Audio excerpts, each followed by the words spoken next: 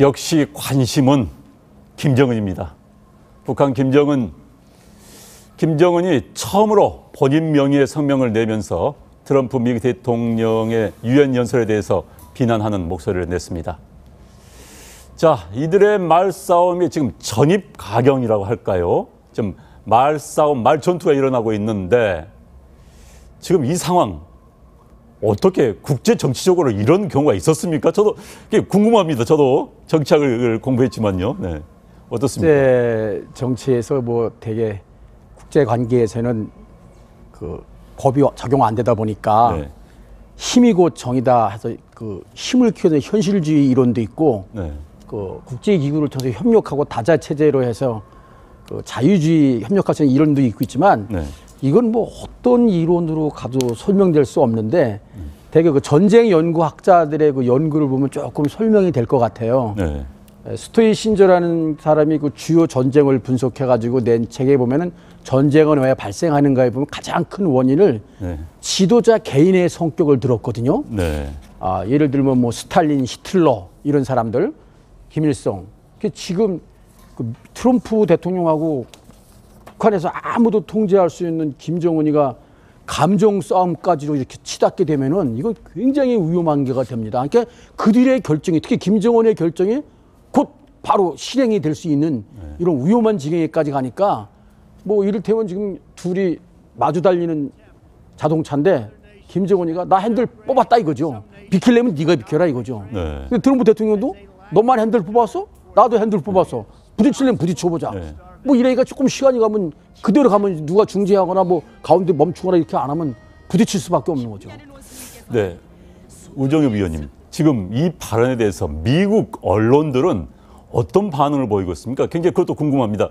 단순히 무슨 정말 미친 매드맨의 그런 뭐 소리라고 보는 건지 어찌면 어떤 상당히 강하게 받아들이고 있는지 어떻습니까? 미국의 반응은요? 미국 그러니까 네. 김정은과 이제 북한의 행태에 대해서는 사실 이성적인 측면에서 해석이 불가능하기 때문에 과연 이번 사태에 특히 그리고 김정은이 본인이 직접 트럼프 대통령에 대한 성명을 낸 것에 대해서 뭐 감정적인 대응이라기보다는 어떻게 분석을 하고 있느냐가 중요할 것 같습니다. 일단은 김정은 위원장으로서는 지금 트럼프 대통령의 발언으로 인해서 위기 상황이 증가했다고 느꼈다기보다는 앞으로 이 상황이 계속 지속되면서 북한 국내 정치적으로 문제될 것에 대비하는 모습인 것 같습니다. 이미 제재 등으로 인해서 북한 평양에서는 뭐 차량 이부제가 시작되었다는 말도 있고요. 그렇다고 본다면 앞으로 이 상황이 장기화됨에 따라서 국제 정치적으로 미국과 한국, 그다음에 일본 주변국들과의 문제도 있겠지만은 김정은이 가장 신경 쓰는 부분은 주민들의 동요일 것입니다. 그렇기 때문에 지금의 이런 모든 상황이 미국으로부터 비롯되었다는 점을 강조하면서 대내 결속을 다지기 위한 방편으로도 이렇게 강한 성명을 직접 발표한 것으로 보입니다.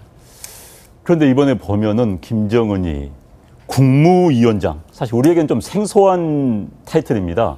직함인데 굳이 김정은 국무위원장의 이름으로 이렇게 발표한 이유는 어디 있습니까? 국무위원장이라고 하면은 그 한자 그대로 이제 그 해석을 해보면 나라 국자의 네. 이제 업무를 본다. 그 나라의 업무를 보는 위원회 아니겠습니까? 네. 과거 이제 자기 아버지인 김정일 같은 경우는 국방위원회라는 이름을 가지고 모든 국가 통치를 했고, 그렇죠. 네. 그때 이제 경제가 워낙 어려웠으니까 일단 총폭탄 정신으로 이 군대를 가지고 이제 국가를 통치한다, 뭐 그런 이념이었는데 네. 지금 이제 국무라는 것은 사실 우리가 북한은 그 당 중심의 그런 국가다라고 알고 있는데 여긴 또 이제 당을 넘어서 당, 군, 뭐 내각 모든 것을 통괄하는 국가 전체의 사무를 관장하는 국무위원회라는 걸 만들어서 나는 당뿐만 아니고 또는 이 군대뿐만 아니고 국방뿐만 아니고 이 민생까지 다 책임지는 그런 새로운 지도자다라는 것을 강조하기 위해서 또 자기 아버지가 국방위원장이었으니까 그걸 또 차별화하기 위해서 만든 직책인데 그런 차원에서 국가 최고 통수 기관의 기관장으로서, 즉 국가의 이름으로 이야기를 한 것이다. 뭐 이렇게 보고 그만큼 무게감이 실릴 수 있다. 그리고 이제 이 국무위원장을 굳이 거론하지 않더라도 김정은 자체가 북한에서는 거의 신적으로 지금 추앙을 받고 있기 때문에 신이 지금 뭐 교실 내린 거나 마찬가지입니다. 네, 신이 교실을 내렸다. 그래서 이제 그럼 그 신이 이제 어떤 강경 대응 정치를 내릴지가 문제인데 리용호 북한 외무상이죠. 북한 외무상이 뉴욕에서 이런 발언을 했습니다. 먼저 들어보시죠. 어떤 조치가 되겠는지는 우리 국무위원장 동지께서 하시는 일이기 때문에 내 생각에는 역대급 수소탄 지상 시험을 아마 태평양상에서 하는 것으로 되지 않겠는가. 자, 역대급 수소폭탄 실험. 그런데 역대급이라는 표현이 상당히 지금 관심을 모으고 있습니다. 역대급 하면은 우리나라에서도 뭐 저희들도 쓰던 세대가 아니고 요즘 젊은 세대들 쓰는 표현인데 리용호 이 외무상이 저 표현을 썼어요. 그래서 북한에서도 저 표현을 통상적으로 쓰는 것인지 아니면 리용호 저 외무상이 남한 방송을 너무 열심히 보다 보니 배운 것인지 모르겠는데 어떻게 보십니까? 저도 억대급을 역대급으로 잘못 말한 건지 알았어요. 네.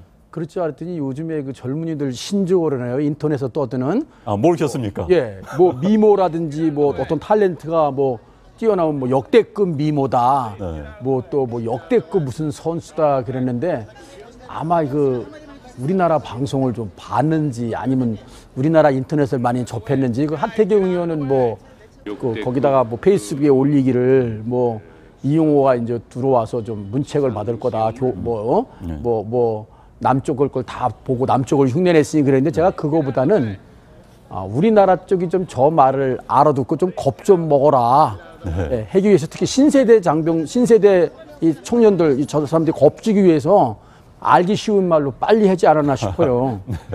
네. 저 역대급이란 말은 우리 예능 프로에서 많이 씁니다. 그렇죠. 예, 예능 프로에 보면 우리 작가들이 자막 많이 였잖아요. 네. 재밌게 자막을 였는데 그게 보면 이제 역대 최고급이란 말입니다. 네. 그래서 최고라는 말을 줄이고 역대급이란 말을 통해서 그냥 역대 최고급의 준말이에요. 네. 예능 프로에 나오니까 결국 저 말은 자기가 분명히 이제 어제 그 조선중앙TV에서 김정은의 교시가 지금 내려졌고 그 테두리 내에서 분명히 자기가 이제 유엔 총회장으로 출근을 하면 많은 인터뷰가 올 것인데 그게 어떤 말을 해야 한다라는 것은 자기 스스로 다 이 어떤 테두리를 정했을 것이고 또 그것을 본국과도 선전선동부와도 교감이 있었을 겁니다.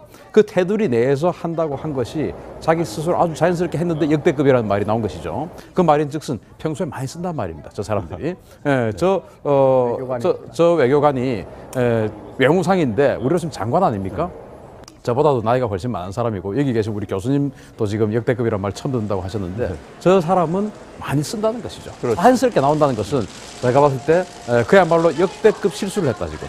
그래서 돌아가면 하태경 의원의 말처럼 굉장한 문책을 받지 않을까. 그러니까 그리고 리용호 외무상이 외국에 나오면은 우리 국내 뉴스를 많이 보지 않을까 싶습니다. 네. 그럼 이제 질문을 계속 드릴게요.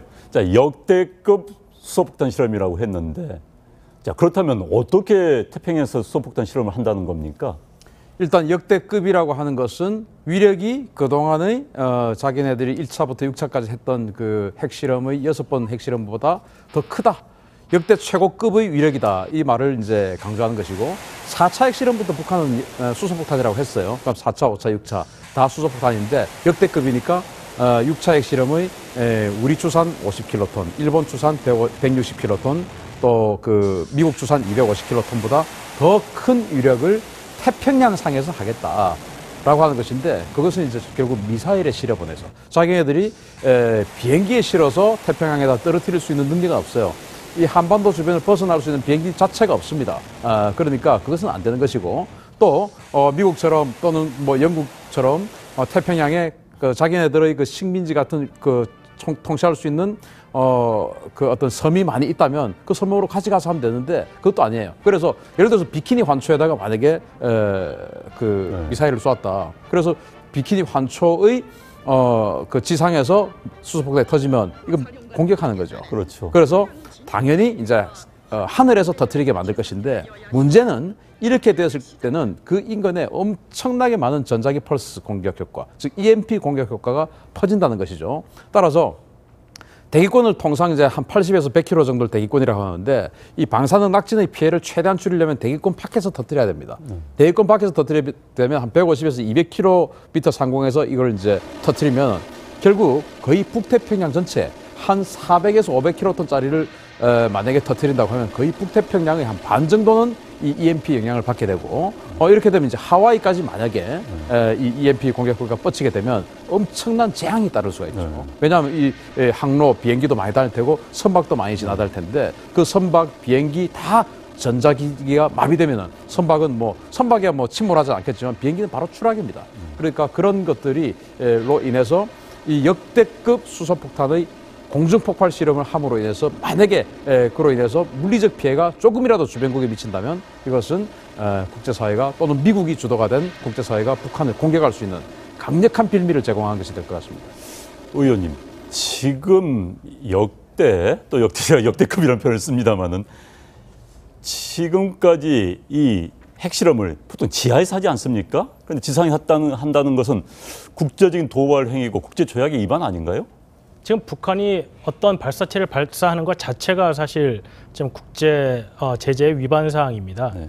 그 지금 저희가 그 역대급이라는 단어에 좀 주목을 하다 보니까 이 수소탄 지상 시험이라는 그 리용호 외무상의 준비된 발언이 좀 집중을 하지 않았는데요.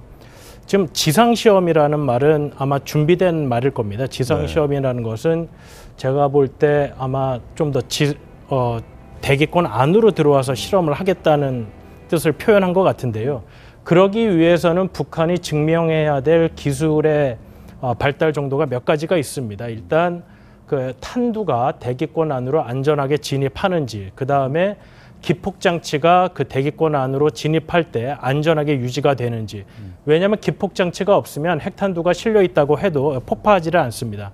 그렇기 때문에 북한으로서는 이번 리용호 외무상이 말한 것처럼 수소탄을 태평양상에서 지상 실험을 하겠다고 한다면 지금 이런 기술을 좀 보여줘야 하는데 아직까지 그런 기술을 북한이 확보했는지 그런 부분에 대해서는 많은 의구심이 있기 때문에 아마 북한이 정말로 태평양 상공에서 이런 실험을 감행하고 그것이 성공적으로 수행을 하게 된다면 국제사회가 받을 충격은 한 번 또 커질 것 같습니다.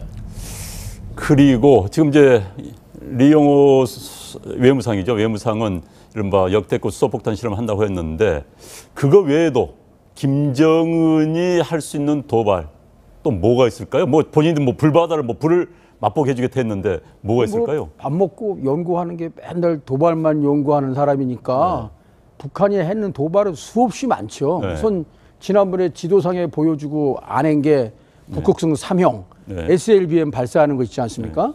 또 그 화성 13형도 보여줬는데 안 했고 또 화성 12형을 정말 검증된 거니까 할 수도 있고 화성 14형 또 ICBM도 할 수 있고요. 그다음에 제가 지금 염려하는 거는 태평양상에 뭐 이렇게 수소탄 실험한다는 식으로 이렇게 해놓고 실상은 우리가 관심 안 가지고 있을 때 만만한 게 우리나라 아닙니까? 서해오도 지난번에 점령하는 훈련했는데 서해오도 같은 데다 해버리면은 그 유엔 결의 위반도 아니고 그러니까 그런 거를 또 할지도 서해오도를 공격하다는 이야기입니까? 아니면 서해오도 인근에다 연평도 같은 거를 포격도발 지난번 같이 할 수도 있고요. 왜? 자기 핵무기 있다 이거죠.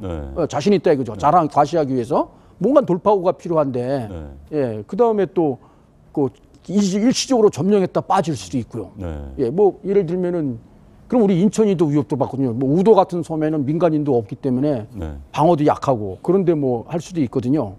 그렇기 때문에 지금 우리가 그 너무 이렇게 좀 관망하는 마치 제가 좀 염려되는 게 강 건너 불 보듯이 하고 우리는 아니고 김정은이 하고 트럼프 대통령이 뭐 말싸움하고 있다 이렇게 보고 있는 자세들 같은데 저는 이걸 위험하다고 생각해요. 사실은 불똥이 우리한테 튈 거거든요. 우리가 어떻게 하면 대비태세를 강화하고 방어태세를 어떻게 갖추고 피해를 줄이고 그럴 때 우리는 어떻게 할 수 있다 해서 뭐 국방부가 나서서 좀 설명을 하다가 국민이 불안하지 않도록 역대급 불안을 조성하는 것 같아요.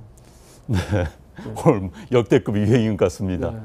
자, 그런데 이제 만약에 북한이 도발이 있다면은 미국의 군사 옵션, 지금 계속 미국의 군사 옵션에 대해서 미국 당국자들 이야기를 하고 있습니다. 자, 미국 군사 옵션 어떤 게 있습니까?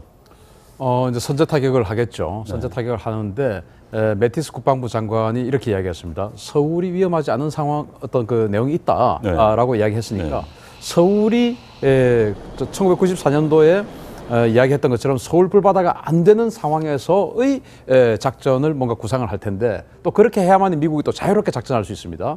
그러면은 서울 불바다를 지킬 수 있는 그 수단 자체를 제거를 하고 다른 작전을 하는 것이 가장 안전하죠. 그래서 저는 뭐 생각을 하는 것이 제가 미국이라면 일단 그 심리전을 통해서 북한 군 내부를 아주 혼란을 시켜놓고 그리고는 이제 강력한 전자전을 통해서 들어가면서 이 수도권 북쪽에 있는 저기 레이더 기지, 지대공 미사일 기지들을 사실은 뭐 몇 시간이면 다 없앨 수 있습니다. 그리고 나서 동시에 수도권 북쪽에 있는 한 200개 정도의 동굴이 있어요. 그 동굴 안에 북한의 장사정포, 우리 서울을 공격할 수 있는 장사정포가 있는데 그거 뭐 몇 시간이면 가능하죠. 그 동굴의 위치는 다 파악을 하고 있습니까? 파악돼 있죠. 네. 네. 그래서 그걸 하고 나서 이제 핵 제거를 하든지 참수작전에 들어가든지 뭐 그럴 가능성이 있지 않겠느냐. 그래서 뭐 참수작전이냐 또는 핵시설 제거냐 장사정포 타격이냐 하는데 저는 가장 최우선이 장사정포부터 먼저 제거를 해야 나머지 작전들이 안전하다라고 저는 생각합니다. 그럼 장사정포를 우리가 공격한 순간 또 후방에 있는 뭐 스커드 미사일을 날리는 거 아닙니까? 아니 그래서 네. 요즘에는 이제 장사정포가 그 갱도진지 구례에 있는데 저 후사면에 가서 있거든요. 네. 그래서 우리가 지금 표적화 이제 사전에 미리 표적화해서 프리에이트라서 항공 표적으로 미리 이렇게 동시에 때리는데 네.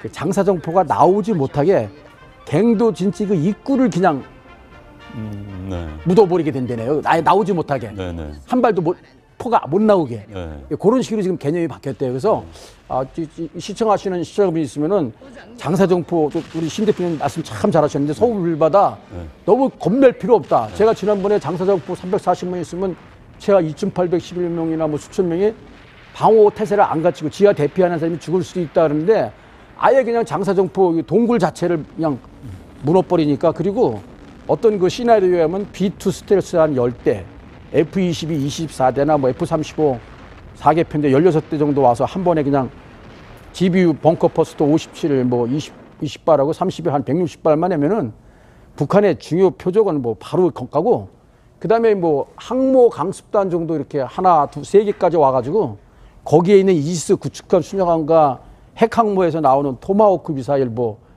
수백 발 거의 수천 발이면은 뭐 동시에 거의 뭐 그냥 이격력도 없이 사실 제가 신 대표님 좋은 말씀 계산해 보니까 미국이 맘만 먹고 해로 들으면은 아무것도 아닙니다 사실은.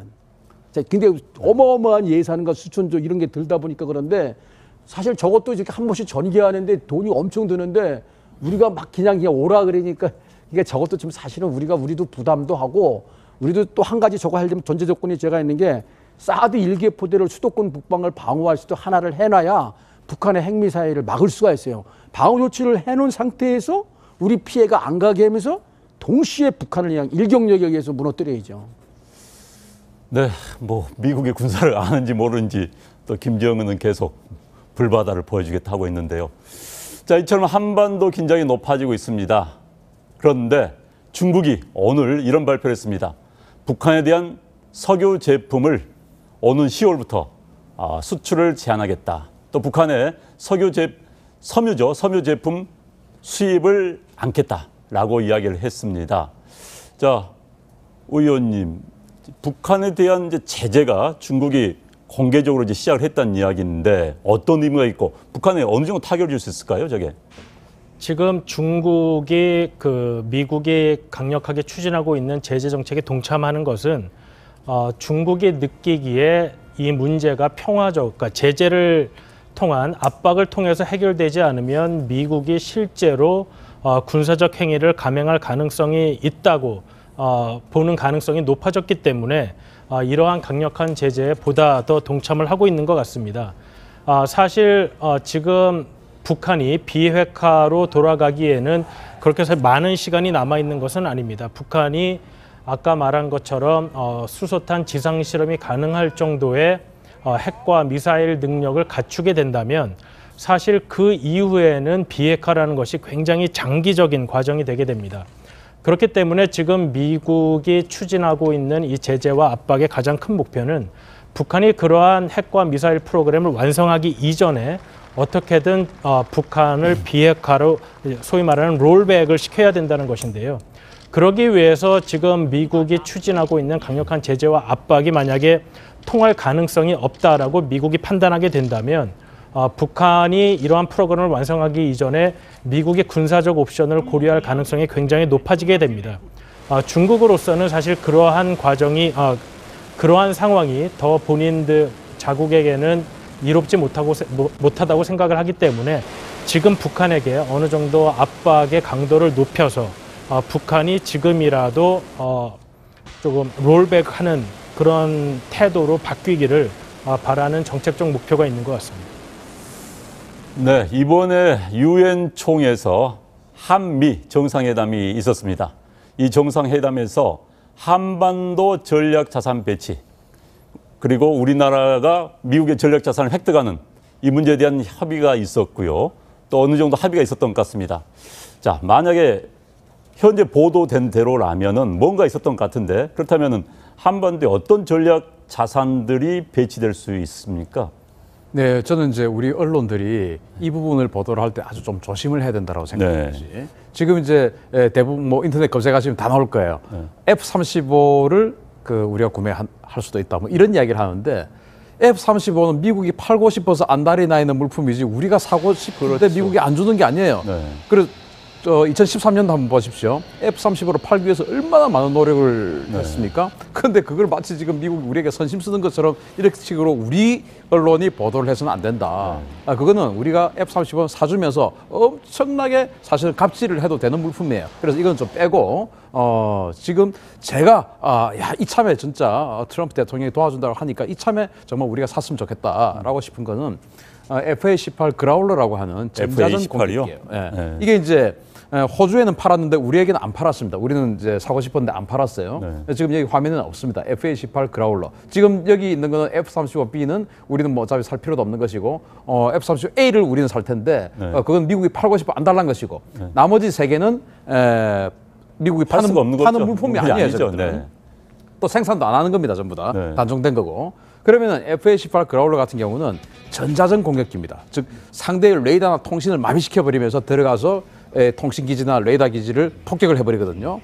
정말 이 개전 초에 미국의 도움을 받지 않고도 이 전자전 공격기가 있으면은 이 북한의 휴전선 근처에 있는 레이더 기지 우리끼리 얼마든지 제밍을 하고 들어가서 폭격해서 없애버리는 이런 일을 할 수가 있어요. 이거 저는 제일 시급하다고 생각하고, 그리고 이제 요즘 화두가 되고 있는 이 핵 추진 잠수함.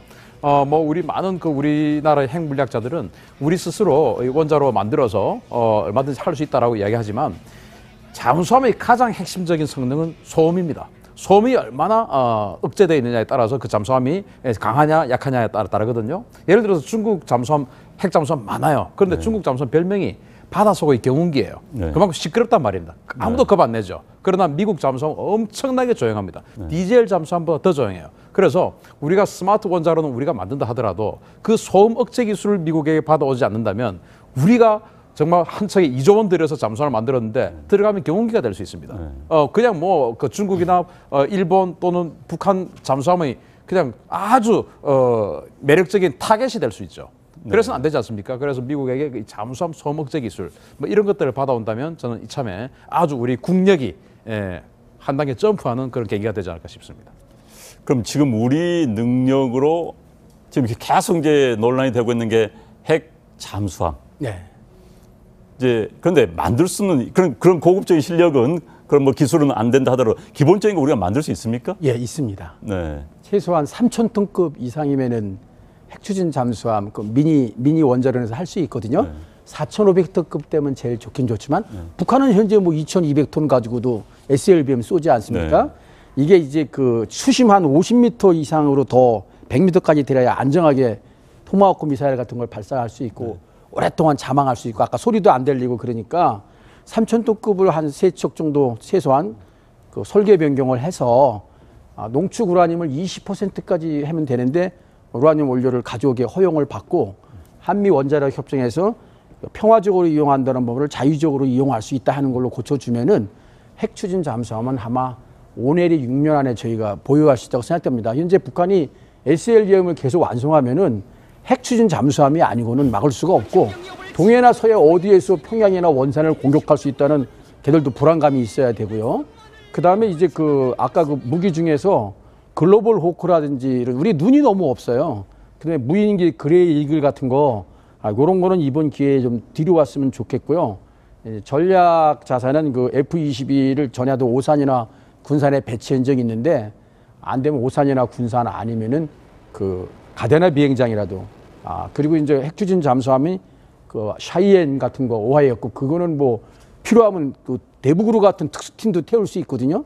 또 전술핵무기도 했을 수 있고 그래가지고 와서 좀 주변에 어느 바닷속에 있다 그러면은 함부로 하지 못하고 만약에 하면은 그걸로 어떻게 하겠다 뭐 이렇게 하면은 좀 약간 그 억지가 될 것 같습니다. 네, 그리고 이제 이야기를 좀 바꿔보겠습니다. 한미일 정상회담이 있었는데 거기에서 일본 언론이 뭐 트럼프 대통령이 우리나라의 대북 뭐 인도 지원 800만 달러에 대해서 화를 냈다 이런 보도를 해서 청와대는 부인하는 그런 소동이 있었습니다. 자, 일본 언론이 자꾸 왜곡 보도하는 경향이 굉장히 강해요. 이 점에 어떻게 생각하십니까? 일본과 지금 우리나라가 이 대북 문제 해결을 보는 시각의 차이가 여실히 드러났고 그러한 과정에서 뭐 과장된 그리고 조금은 의도가 다분히 있어 보이는 보도가 있었습니다. 그런데 뭐 물론 일본 언론의 이런 왜곡 보도 태도에 대해서는 우리가 충분히 일본 언론에 뭐 항의도 하고 뭐 해야겠지만은 지금 중요한 것은 한미일 간의 공조가 어느 때보다도 중요한 순간에 첫 번째 중요한 것은 이러한 한미일 간의 시각차가 존재하는 것처럼 보였다는 것이 문제고 두 번째는 일본의 이런 상하 본론들이 이런 식으로 하는 것은 한미일 공조에 전혀 도움이 안 된다. 그렇기 때문에 일본 정부로서도 물론 민주주의 국가이기 때문에 언론 통제가 되지는 않겠지만 자국 언론에 충분한 설명을 할 필요가 있다고 생각이 됩니다. 자, 우리 한반도 문제 참 할 얘기가 많습니다만은 시간 관계상 뭐 할 이야기 더 있어요? 네, 제가 한 30초만 말씀드리면 지금 우리가 미국이 그 군사작전으로 해가지고 북한의 핵 미사일 시설을 제거하면 우리가 전쟁 나냐고 너무 두려워하는데 이러다 보면은 북한 핵을 걷잡을 수도 막 100개, 200개 되면은 그때는 미국도 어쩌지 못하는 단계에 오면 지금 단계에 안 하면은 아까도 제가 말씀드렸지만 너무 전쟁 나와도 뭐 우리 암덩어리가 이제 손가락 하나 잘려도 그걸 제거해야 오래 살지 지금 이거 우리 국민의 좀 결기를 보여줘야지 너무 우리가 전쟁 두려워하면 그걸 김정은이가 오히려 악용하면서 하지 않나 싶습니다. 네. 네, 세 분과의 대화 여기서 줄이도록 하겠습니다. 네, 감사합니다. 뭐 역대급 미모다. 네. 뭐 또 뭐 역대급 무슨 선수다 그랬는데 아마 그 우리나라 방송을 좀 봤는지 아니면 우리나라 인터넷을 많이 접했는지 그 하태경 의원은 뭐 그 거기다가 뭐 페이스북에 올리기를 뭐 이용호가 이제 들어와서 좀 문책을 받을 거다. 뭐 남쪽 걸 다 보고 남쪽을 흉내냈으니 그랬는데 제가 그거보다는 우리나라 쪽이 좀 저 말을 알아듣고 좀 겁 좀 먹어라. 네, 해기 위해서 특히 신세대 이 청년들, 저 사람들이 겁주기 위해서 알기 쉬운 말로 빨리 하지 않았나 싶어요. 네. 저 역대급이란 말은 우리 예능 프로에서 많이 씁니다. 그렇죠.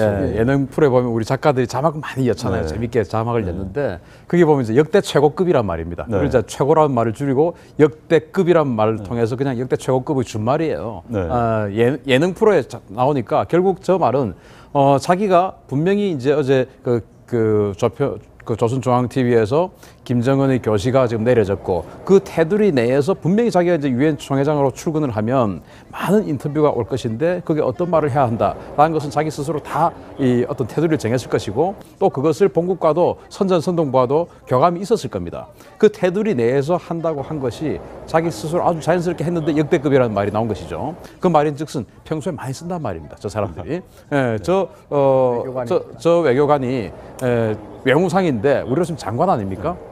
저보다도 나이가 훨씬 많은 사람이고 여기 계신 우리 교수님도 지금 역대급이란 말 처음 듣는다고 하셨는데 저 사람은 많이 쓴다는 것이죠. 그렇죠. 자연스럽게 나온다는 것은 제가 봤을 때 그야말로 역대급 실수를 했다 지금. 그래서 돌아가면 하태경 의원의 말처럼 굉장한 문책을 받지 않을까. 그러니까 이영호 외무상이 외국에 나오면은 우리 국내 뉴스를 많이 보지 않을까 싶습니다. 네. 그럼 이제 질문을 계속 드릴게요. 자, 역대급 수소폭탄 실험이라고 했는데, 자, 그렇다면 어떻게 태평양에서 수소폭탄 실험을 한다는 겁니까? 일단 역대급이라고 하는 것은 위력이 그동안의 자기네들이 1차부터 6차까지 했던 그 핵실험의 6번 핵실험보다 더 크다. 역대 최고급의 위력이다. 이 말을 이제 강조하는 것이고 4차 핵실험부터 북한은 수소폭탄이라고 했어요. 그럼 4차, 5차, 6차 다 수소폭탄인데 역대급이니까 6차 핵실험의 우리 추산 50킬로톤, 일본 추산 160킬로톤, 또 그 미국 추산 250킬로톤보다 더 큰 위력을 태평양상에서 하겠다라고 하는 것인데, 그것은 이제 결국 미사일에 실어보내서 자기네들이 비행기에 실어서 태평양에다 떨어뜨릴 수 있는 능력은 없어요. 이 한반도 주변을 벗어날 수 있는 비행기 자체가 없습니다.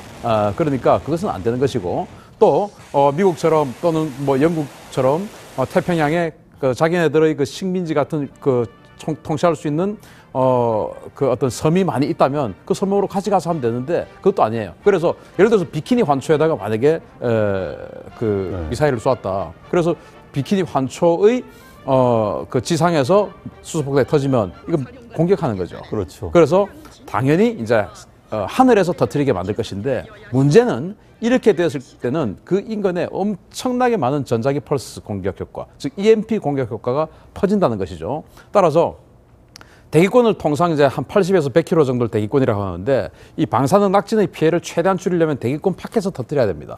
대기권 밖에서 터뜨리면 한 150에서 200km 상공에서 이걸 이제 터뜨리면 결국 거의 북태평양 전체 한 400에서 500km짜리를 만약에 터뜨린다고 하면 거의 북태평양의 한 반 정도는 이 EMP 영향을 받게 되고, 이렇게 되면 이제 하와이까지 만약에 이 EMP 공격효과가 뻗치게 되면 엄청난 재앙이 따를 수가 있죠. 왜냐하면 이 항로 비행기도 많이 다닐 테고 선박도 많이 지나다닐 텐데, 그 선박 비행기 다 전자기기가 마비되면은 선박이야 뭐 침몰하지 않겠지만 비행기는 바로 추락입니다.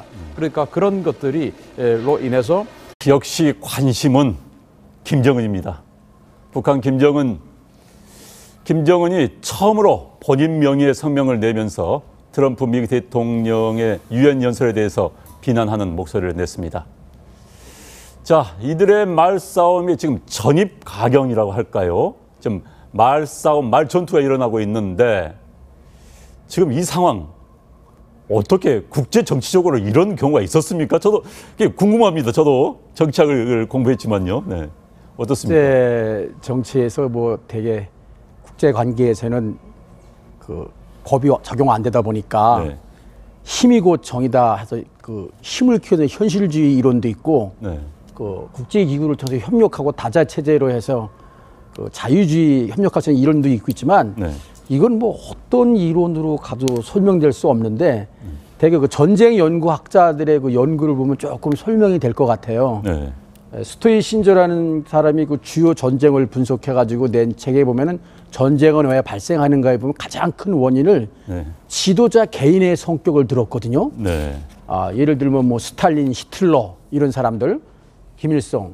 지금 그 트럼프 대통령하고 북한에서 아무도 통제할 수 있는 김정은이가 감정 싸움까지로 이렇게 치닫게 되면은 이거 굉장히 위험한 게가 됩니다. 그러니까 그들의 결정이, 특히 김정은의 결정이 곧 바로 실행이 될 수 있는 이런 위험한 지경에까지 가니까, 뭐 이를테면 지금 둘이 마주 달리는 자동차인데 김정은이가 나 핸들 뽑았다 이거죠. 비키려면 네가 비켜라 이거죠. 네. 근데 트럼프 대통령도 너만 핸들 뽑았어? 나도 핸들 뽑았어. 부딪히려면 부딪혀보자. 네. 뭐 이래니까 조금 시간이 가면, 그대로 가면 누가 중재하거나 뭐 가운데 멈추거나 이렇게 안 하면 부딪힐 수밖에 없는 거죠. 네. 우정엽 위원님, 지금 이 발언에 대해서 미국 언론들은 어떤 반응을 보이고 있습니까? 굉장히 그것도 궁금합니다.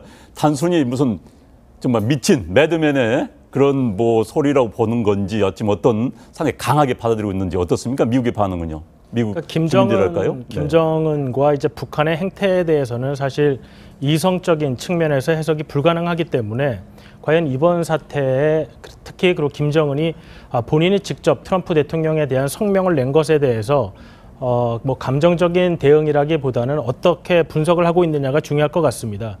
일단은 김정은 위원장으로서는 지금 트럼프 대통령의 발언으로 인해서 위기 상황이 증가했다고 느꼈다기보다는 앞으로 이 상황이 계속 지속되면서 북한 국내 정치적으로 문제될 것에 대비하는 모습인 것 같습니다. 이미 제재 등으로 인해서 북한 평양에서는 뭐 차량 이부제가 시작되었다는 말도 있고요.